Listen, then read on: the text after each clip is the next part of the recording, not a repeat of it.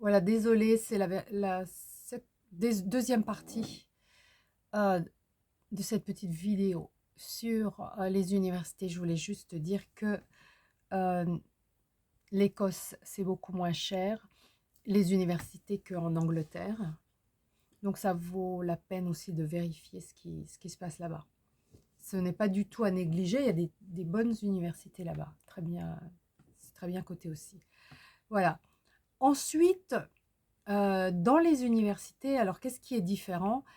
Ce que je voudrais dire, c'est qu'en général, le Royaume-Uni, c'est moins bureaucratique que la France, mais en réalité, il va y avoir à remplir beaucoup de formulaires en ligne euh, une fois qu'on est entré à l'université. Alors, avant d'entrer à l'université, en général, on fait un choix de 5 universités.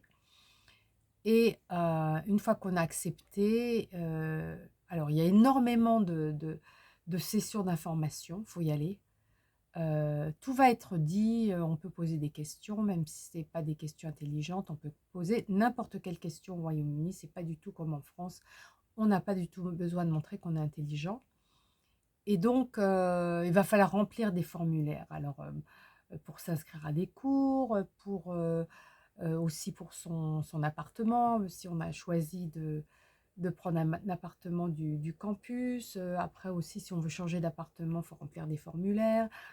Il y a une section dans chaque université de santé mentale pour les étudiants. Donc, on va recevoir des emails aussi de cette section. Si on veut un rendez-vous, de nouveau, il faut remplir des formulaires.